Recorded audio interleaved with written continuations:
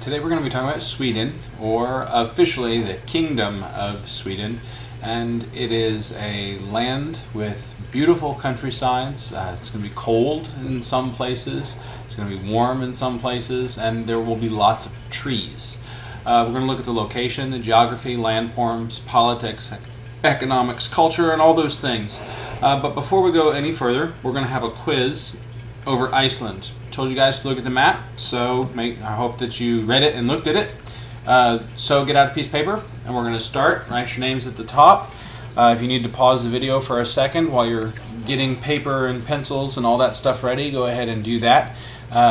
What I would like for you to do is to write down your answers to these questions, and then I want you to email them to me at some point later. It doesn't have to be, right away. If you get a chance to email them to me during class time, that'd be great. And if not, that's okay too. Just make sure and email them to me sometime before Monday. So, getting on with the quiz, the first question is, name the 6 regions of Iceland. Now, if you can't do that, you didn't really look at the map, because there's just 6, and 3 of them, really more like 5 of them, are pretty easy. And if you didn't get a chance to look at the map, this is a good reminder that you need to, because when you get a test later, this might be one of the maps on the test. It's a simple map, so it should be easy for you to remember what's on it, and it should not only be helpful in remembering how Iceland is organized, but it should also be helpful in getting points on the quiz or on the test. Okay, question 2. What is the capital of Iceland? You don't have to spell it right. Just do it phonetically if you need to. Just say the word, what does it sound like, write it down. It'll be close enough. As long as I can tell what you're writing or what you mean, then that will be good. So, first question, 6 regions in Iceland. Second question, name the capital of Iceland. It's the biggest city. It's where almost everybody in Iceland lives, and it's the most famous city. So, capital, Iceland, question 2. Question 3, name the official language of Iceland. This one's pretty easy.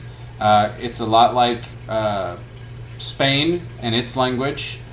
So go ahead, or England and its language. So go ahead and give me the official language of Iceland.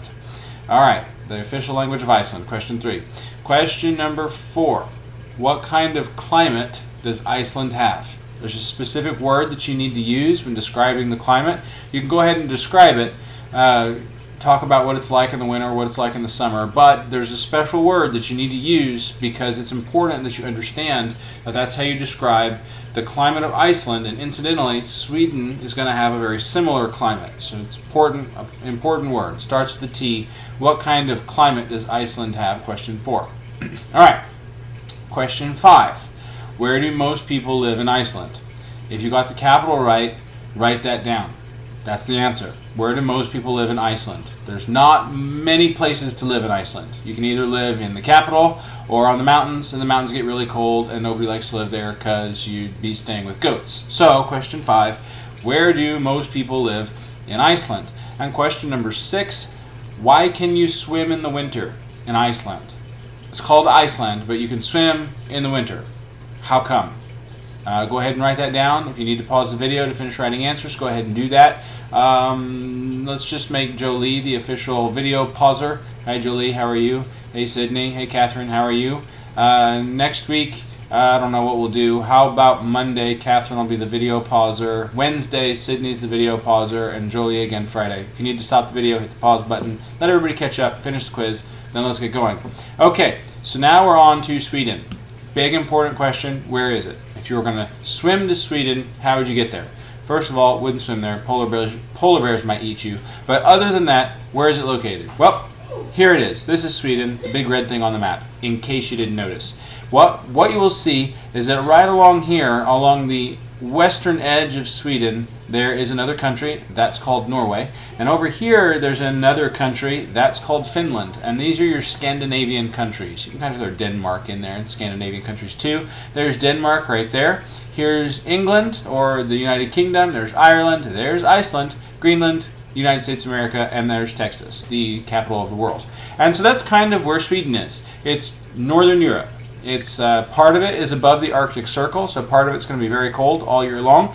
And this is Sweden. It's kind of where it is on the map. Red, Sweden. Got it? Okay, there's Sweden. It's located in a region called Scandinavia. There are at least 3 countries that are included in that. Norway, Sweden, Finland, sometimes Denmark. Some people also include Iceland in the Scandinavian countries, but there they are. They're all up here in this region. This is Scandinavia. That's where Sweden is. It's Northern Europe. Technically, it's part of Europe. Over here, it gets questionable. Is this Europe or is it Asia? But Sweden is officially claimed by Europe, and everybody's happy with that. Okay, here's the map. Here is Sweden. This is kind of what it looks like in relation to the other parts of Scandinavia. You can see Norway there, again to the left. And then you have Finland here on the right, or the west and the east. And then when you look through here, these are some of the major cities in Sweden. What do you notice about the cities from at least this point north? They're all on the coast, except for this one. That one's weird. There's a nice lake there. Why are they along the coast? Because there's mountains everywhere. All along this ridge here, there's a huge mountain chain called the Scandinavian Mountains that separates Norway and Sweden. So here's Sweden, borders Norway, borders Finland. This border here between Sweden and Norway is the largest contiguous or uninterrupted border in Europe. Just like the United States and Canada has the largest contiguous uninterrupted border in the world, this is the biggest one in Europe, right here between Sweden and Norway. Now, most people don't think about that. What's the biggest border in Europe? Most people don't go, oh, Sweden and Norway. Well, this is it. So here's the largest uninterrupted contiguous border in Europe. Okay, you can kind of see when you're looking around. Here's Denmark. We mentioned that earlier. Oh, look, Russia. It's right there. Here's the United Kingdom. There will be Ireland and North Ireland right there. Here's Iceland. We just finished looking at that. And there's Denmark down here on the bottom. Doesn't want to get left out. The Danes and the Swedes are very closely related throughout history, and the languages sound slightly similar. It's even closer when you do Norway, Finnish, and Swedish, and all that good stuff. They're all Scandinavian, Norse-based languages. Ultimately have their roots in German, many of them, and so that's where all those things are going to be coming from. Sweden, when you look at this map, it doesn't look very big, but it is compared to other countries in Europe. It's the 3rd largest country in the European Union by area, not by population. Apparently, most people don't like to live where it's cold, and it gets kind of cold sometimes in Sweden. So the 3rd largest country in area with only 9.7 million people, less than 10 million people in the whole country. Other countries about this size would have many more people. This country, Sweden, is about half the size. It's a little more than half the size. Maybe you could say like, I don't know, 5/8 or something of Texas. So you think about Texas, cut Texas in a little more than half, and that's how much land area you have for Sweden. And there's only 9 million people. Well, 9.7 million. Only about 9.7 million people. It's not very dense. So even though it's big, the population density isn't quite there. It's one of the least dense populated areas in Europe. 85% of the population in Sweden is going to live in urban areas. They'll be heavily forested in the north, and there's going to be a lot of agriculture down here in the southern parts where it kind of flattens out. That's nice for cattle, sheep, goats, that kind of things. But along here, everybody's going to live in cities, and there aren't going to be very many settlements or communities in the mountains because it's difficult to live in the mountains. And so a lot of people live along the coast where they can fish and do all kinds of things like that to help with their economy. Throughout time, Germanic people are the ones who have come and settled in Sweden, Norway, and Finland, and especially in the Middle Ages. The Middle Ages are when you actually have the nation of Sweden born.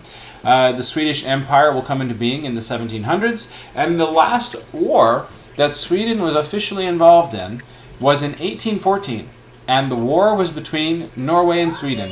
Sweden decided that they needed Norway to be part of Sweden, and Norway didn't want to play, so Sweden came over and hit him in the head and said, now you are. And they decided that that was cool till around 1914, 1917 or so. And then they decided that they would just be friends. Maybe 1905. Look that one up. So around early 1900s, they decided that they would be friends and be different nations. And so that was the last war, 1814. And World War I and World War II, you may have heard of those, Sweden wasn't really involved. They were more of a neutral country. They would help with humanitarian efforts, and when people needed food, or when they needed medical supplies, or if they were fleeing from the fighting, Sweden welcomed those people into their country. Some would stay, some would return home after the conflict, but Sweden wasn't a combatant in the Second World War, largely neutral, tried to stay out as much as it can. Another interesting thing about it is these Nordic countries here engage in what is called Nordic social welfare. So in Sweden, if you happen to live there, you get free health care and you get a free tertiary education, which means college is paid for by the government. It might sound great, but we'll talk about why it's not in a little bit. Sweden has the 8th highest per capita income in the world. So it means, each person, the amount of money that each person makes, if you take all of the money produced in Sweden in a year, divide it by the number of people, that is your per capita income, and Sweden is number 8 in the world. That's pretty cool until you find out later what they do with the money, and then you're like, yeah, I'd rather live somewhere else. Okay, at least that's how I feel. So then we're going to look here at this other map, and what I want you to see here, especially, let's start with these graphs. Here are these graphs, very pretty, lovely graphs, like them. What you see here in the red is the max temperature in Fahrenheit. I had to use this graph because it is Fahrenheit. Almost every graph with the weather in Sweden uses Celsius, and we'll see why in a little bit. But here we have a Fahrenheit graph, very rare, very nice, very pretty colors. So the max temperature, you look at the hottest that it typically gets in the summer. Go to July, August, summertime. The hottest it typically gets is like 68 degrees. That's hot. You go to Sweden and 68 degrees, people are like, man, it's hot. You come to Texas, 68 degrees, people are putting on big, thick weather jackets because they're cold. So it doesn't get very hot as far as our standards are concerned. But then you look at the minimum temperature. You go down here, to the dead of winter, January, February, you look at the minimum temperature, it's like 12 degrees, 13 degrees. It gets really cold, at least relatively speaking. And this will actually be considered a temperate climate. It doesn't get really hot, and it doesn't get really cold. The southern part of Sweden, especially, is going to be down here in the reds. So they're only going to get around 30 degrees, which is cold. Yeah, there'll be some snow, maybe, but it's not freezing cold. Now, you get up to the north part of Sweden, where it crosses the Arctic Circle. You can see here on this map, there's the Arctic Circle. And so this northern part of Sweden will get incredibly cold. But down here, for some reason, it doesn't get that cold. The reason why it doesn't get that cold is because just like Iceland was along the Gulf Stream, that warm current of water that flows through the Atlantic Ocean, comes down from the Gulf of Mexico, goes up the coast, goes over into places like Iceland and Sweden and Norway and even England and those places. They will be affected by that Gulf Stream, and they will wind up having much more temperate climates than they should have for their northern location. You get into some places in Europe, it's colder in Europe many times than it is in Sweden, and in mainland Europe. It's colder than in Sweden. You go over, just stay even with Sweden, and you scoot on over into Russia. Russia gets much colder than the same location as Sweden. And so what we're dealing with is a climate that is greatly affected by the ocean currents, which is pretty cool. Now you look down here, this is your topographical or your elevation map of Sweden. The darker red the color, the higher it is, the more green, blue it is, the lower it is. If you're too blue, you're in the ocean. So green is kind of where you want to be as far as like approaching sea level is concerned. And here's the northern part. Look, it's almost all mountains. Dark brown, really, really high elevations. Up here north of the Arctic Circle, it's going to be freezing cold up there. Down through here, you're going to have a lot of your forests. Sweden is well known for its forests. And then along the coast, you can see as it flattens out, that's where all the people live. They don't live up in the mountains or in the hilly regions. They tend to live down here along the flat parts. And down here is where you're going to have a lot of your agriculture, and in the southern part of Sweden, you're going to have a lot of your agricultural economy, and people will be producing crops. They'll be herding animals, doing things like that. The way that we would describe the climate is down here in the south, it has an oceanic climate, and just because it's on the ocean, right? And then you move up into the middle part, it's going to have a humid continental climate. So these two are affected greatly by the ocean. You move up to the further north, it has what's called a subarctic climate, very cold. There is snow almost all year long.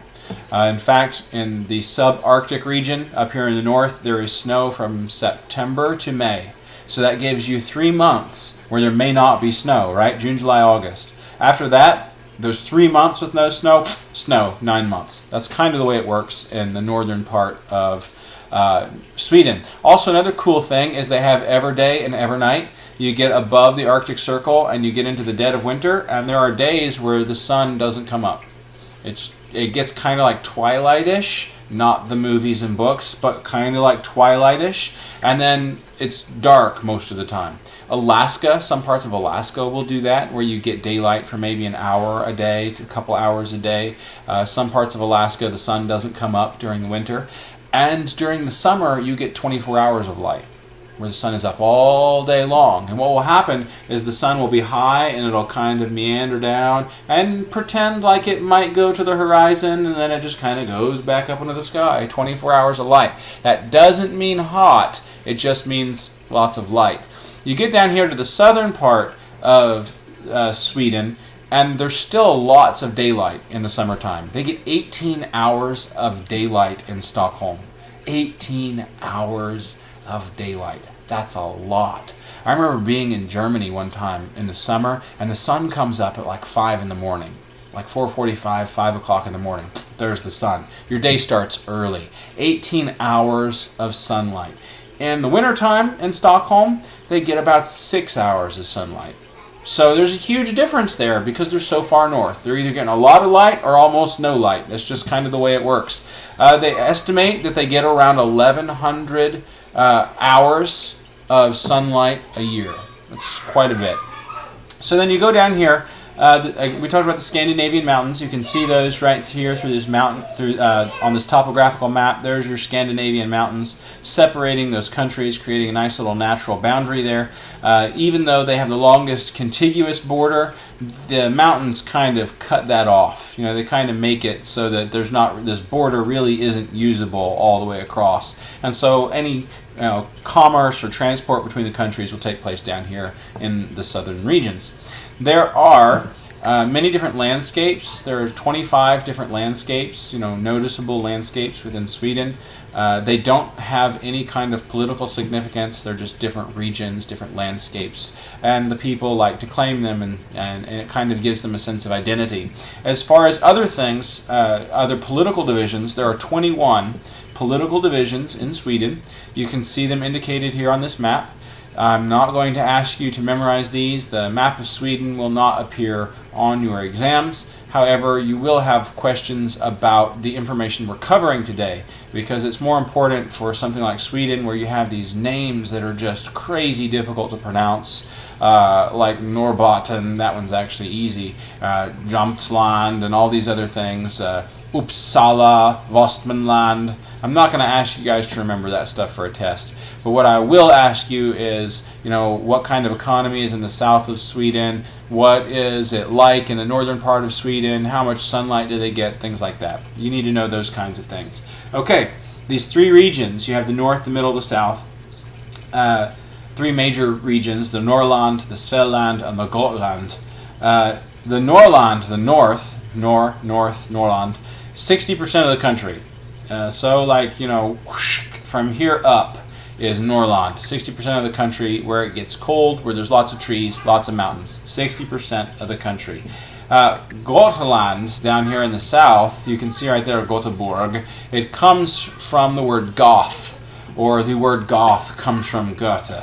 And so what we have is, this is where the Goths were. The Germanic tribe of the Goths was in this region. And you'll learn a lot more about them when you study world history next year. So the Goths are down here in the south. If you've read Beowulf in English class with Miss Matruska, Beowulf is from this region in Sweden. And so that's where he comes from. He's a Swedish hero. 65% of the country is going to be covered with timber and forests and other types of happy trees. And so now we're going to go take a look at the regions. Remember, there's 21.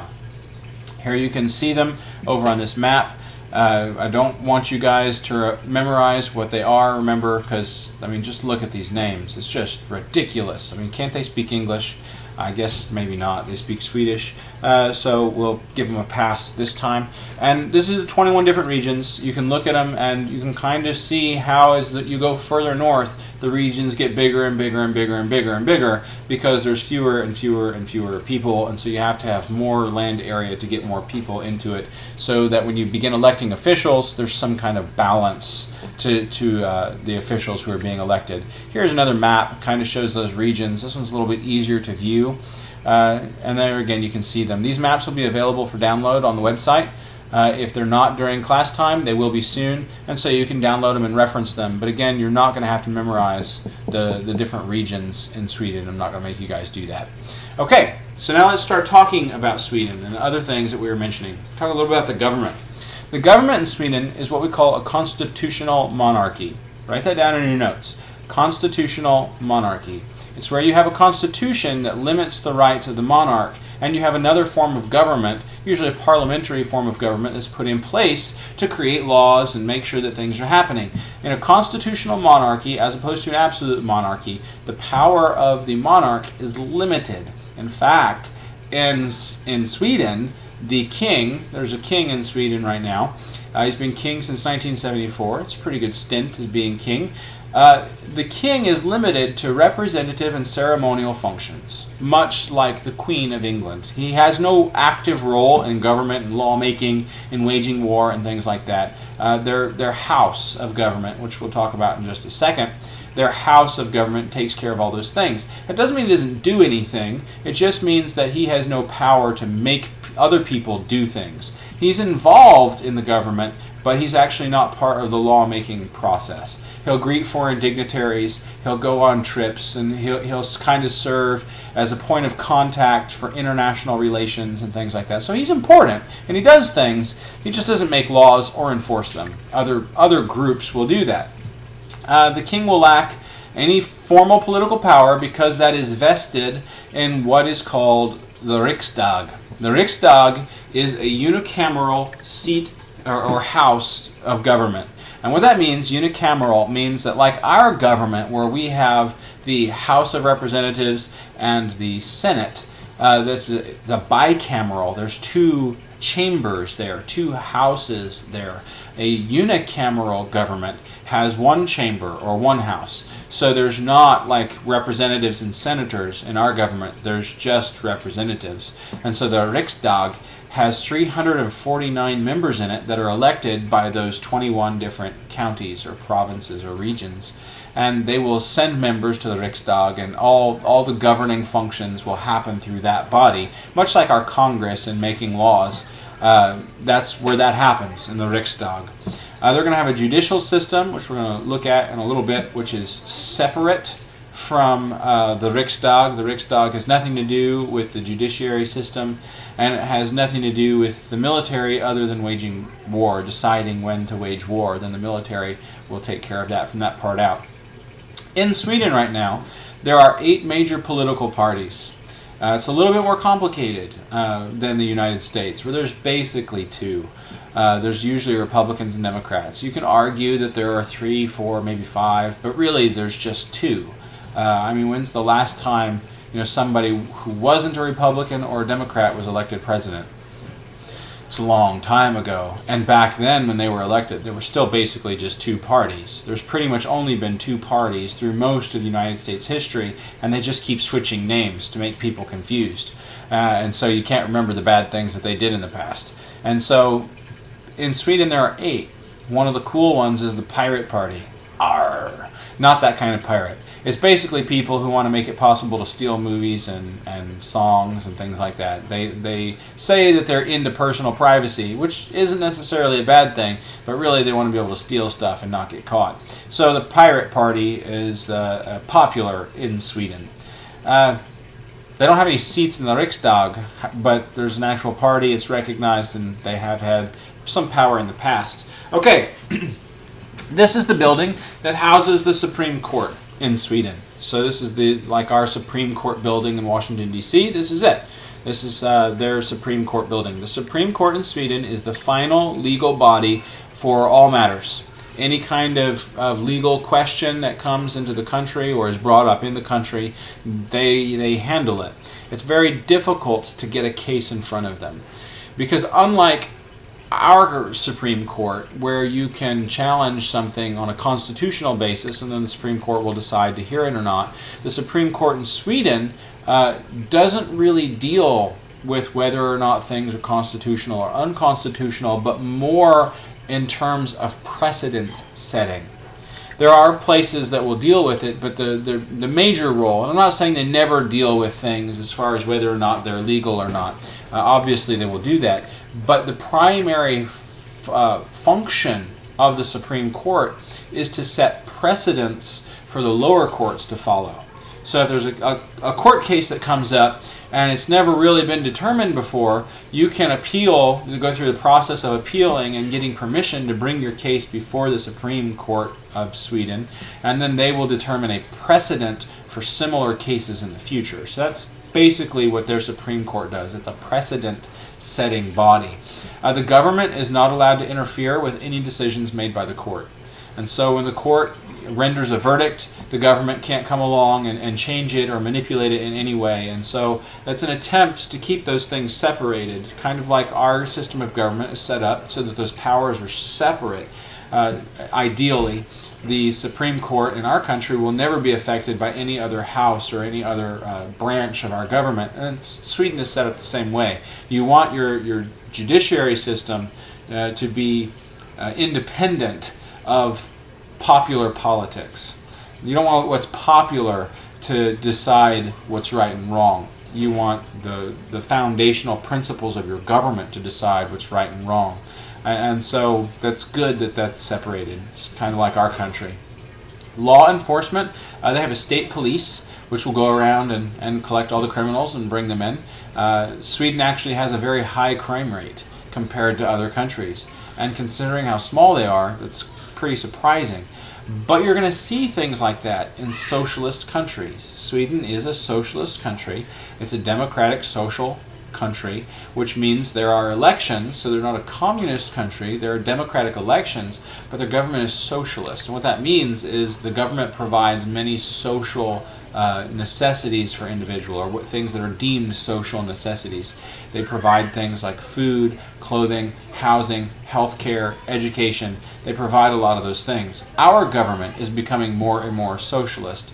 Being a socialist does not mean you are a communist or a Nazi or a fascist or any of those things. Being a socialist merely means that you feel that the government's job is to provide many things for individuals. So you can be actually democratic, which means you feel like people have the right to decide things, and socialist. Those things are not oxymorons. You can be a democratic socialist, and that's what basically Sweden is. It's a democracy, but it's a socialist democracy.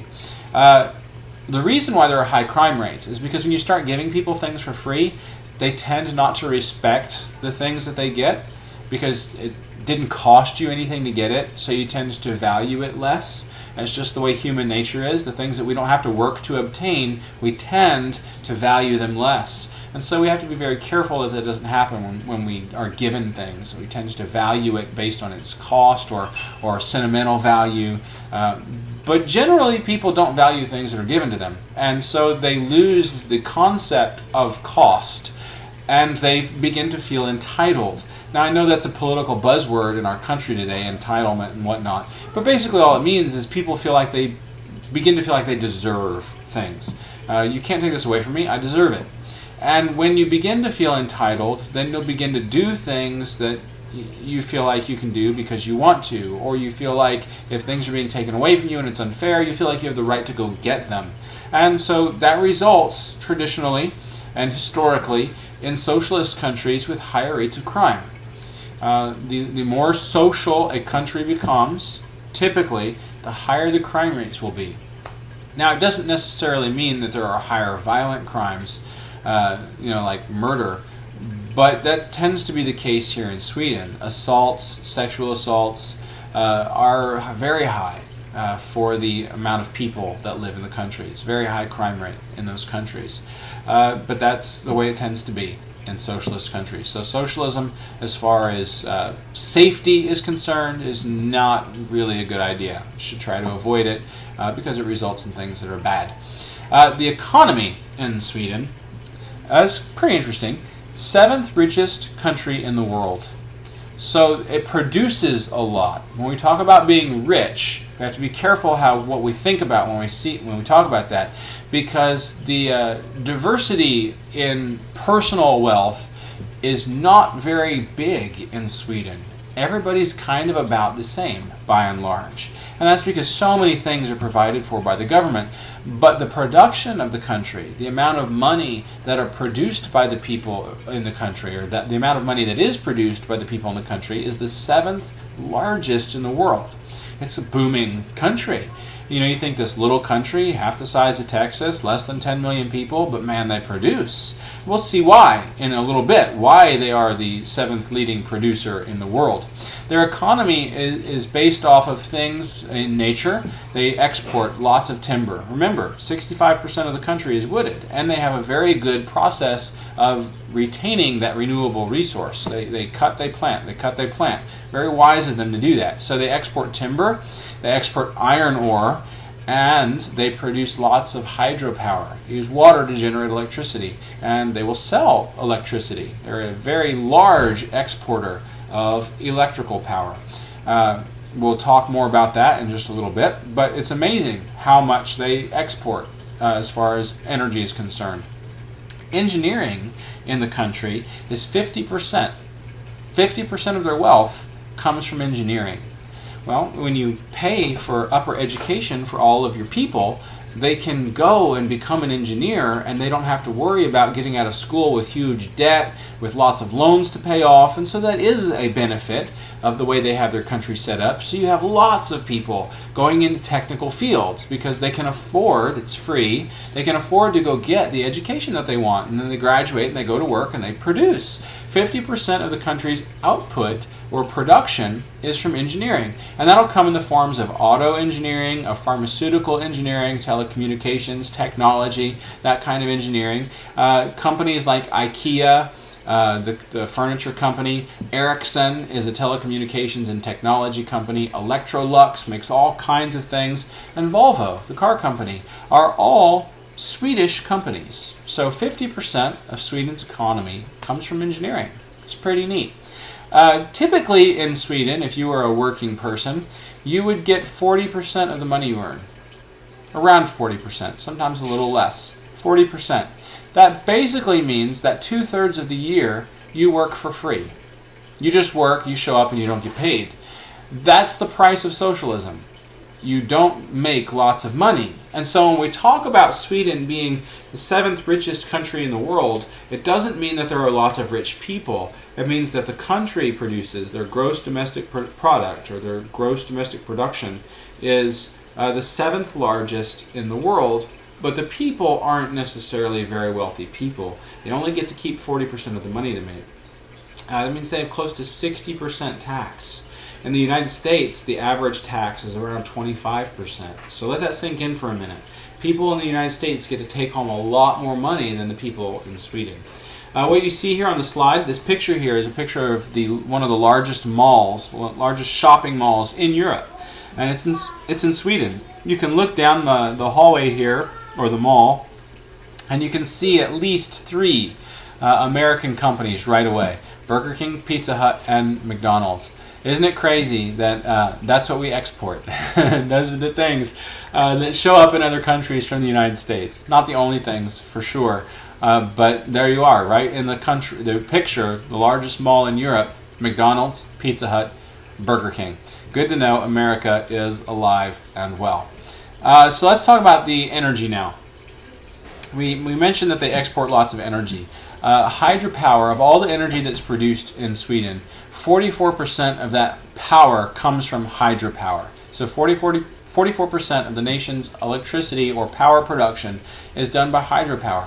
It's very impressive. It's a renewable resource, it's a clean resource, and they take advantage of it with their large coastlines, with all the mountains that they have. It's perfect for producing hydroelectricity or hydro-generated power.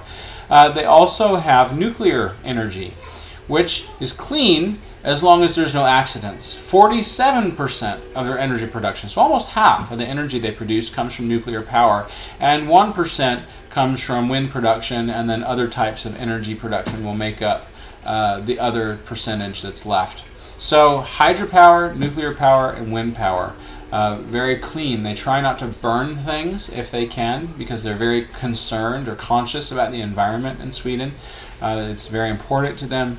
And so they try to produce things that don't harm it, or at least can be managed without producing lots of pollutants into the environment.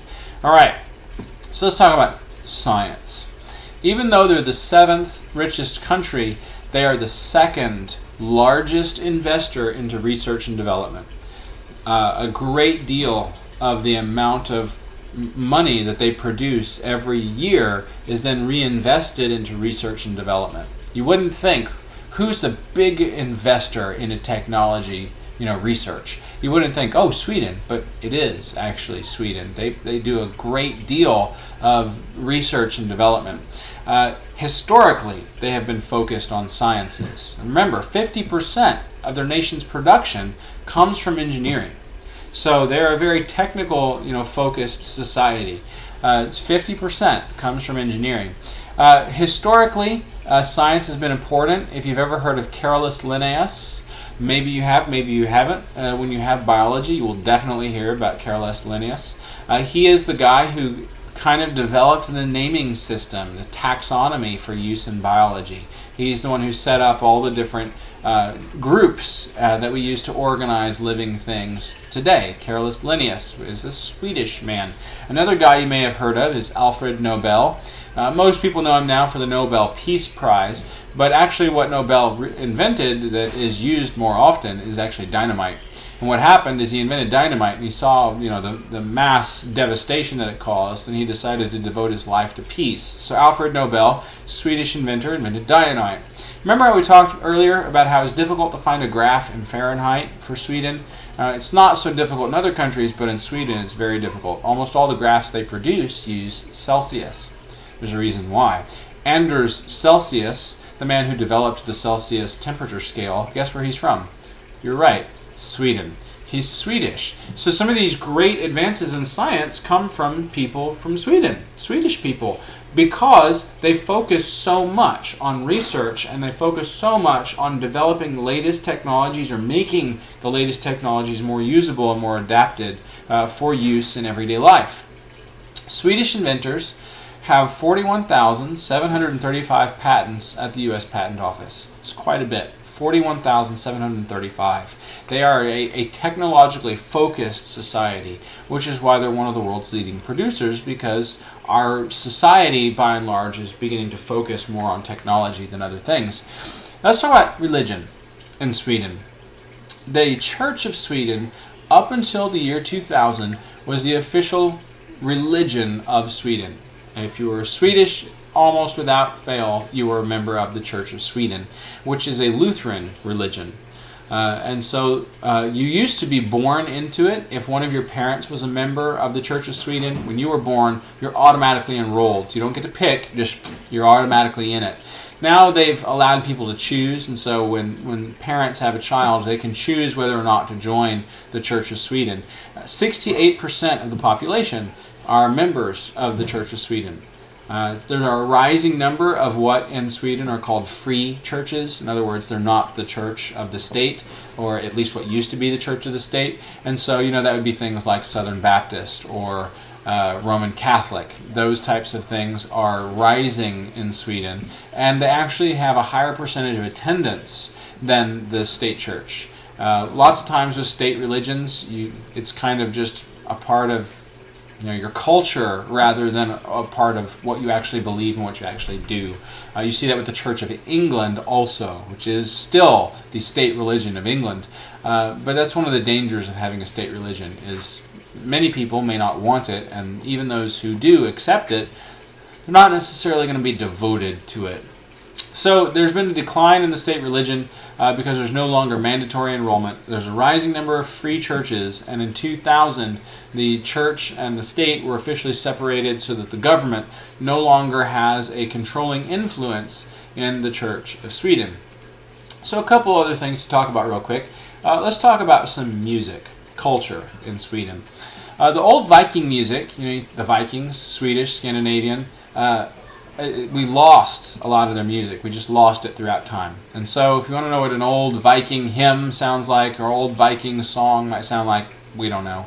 We've been able to find some Viking instruments, which are basically like crude trumpets and guitars, but we haven't been able to produce any of the music. We don't know what it sounds like. Sweden, however, modern Sweden, is the third largest music exporter in the world, after the United States and the United Kingdom. So we typically, again, don't think of Sweden as being a big music exporter, but actually they are. They produce lots of music, and they have lots to do in the music industry, as you'll see in just a second. On the screen in front of you is ABBA, a big group from the 70s and 80s, and I think their music is still popular with many people. They are Swedish. They kind of brought the Swedish music culture to the world, and when they became popular, everybody became more interested in Swedish music, and so then there are other groups that would come after ABBA, like Ace of Base. If you've ever heard of Ace of Base, the Cardigans are others. Now in Sweden, there's things that are called house or techno music. It's becoming much more famous. It's kind of getting a foothold over in the United States as well. And you may have heard of people like Britney Spears, the Backstreet Boys, NSYNC, Katy Perry, Pink, and Kelly Clarkson. Now, they are not Swedish, but they all have ties to the Swedish music industry. One of the things that the Swedish music industry is good at is finding music that will be popular. And then they'll get artists to sing it, or they'll coach people on how to become pop culture icons. And so the Backstreet Boys, NSYNC, Katy Perry, Britney Spears, you're dealing with some pretty heavy hitters there, or at least people who were heavy hitters in the music industry, and they all have ties back to the Swedish music industry. So thank you, Sweden, for giving us Britney Spears. But that's who you have to blame or to thank, depending on your view of those things, is the Swedish music industry. It's pretty neat that they're that involved. These are just some pictures that we have from Sweden. I wanted you to see this one. This is Stockholm, the capital of Sweden, and I wanted you to notice the bridges. There are lots of bridges here in this picture. All right here are bridges, all right here are bridges. There are tons of bridges in Stockholm, and they're well engineered, well made bridges, because there's going to be lots of water in Stockholm, so they have lots of bridges in Stockholm. You may remember that building. That's the church we were looking at earlier. There you go. There she is. Very pretty. Here's some more bridges down here. You can see here's a river running out into the harbor there in Stockholm. It's very pretty, very nice. Here is the high coast in Sweden. So as you're going along the coast on the inward part that faces Finland, this is what it looks like as you're going up the coast. They have these houses that go out, and they have little piers and docks. These houses on these piers or pylons here in the water, and it's just very picturesque, very peaceful Pacific here in this picture with the nice water and the pallid sky. It's very, very nice. Okay, this is what it looks like as you're going up into the hill country and working your way up into the mountains. You can kind of see some frost here gathering on these plants because it's spraying off of this little brook or river, and it's very pretty, but it's very cold. This is what that hill country looks like, and you might even have, in a place like this, you might have some agricultural production, but by and large it's going to be mostly in the lowlands where those types of things are going to take place. And then here you're continuing up that coast. Remember those properties, those houses that come out into the water? People like to paint their homes red in Sweden, and so this is what it looks like in wintertime or as you're moving up that coast where it tends to be colder longer throughout the year. And then this is up in the northern part, up in the Arctic Circle. It will look like this almost all year long. It will be very cold all year long in the Arctic Circle as you move up into Sweden.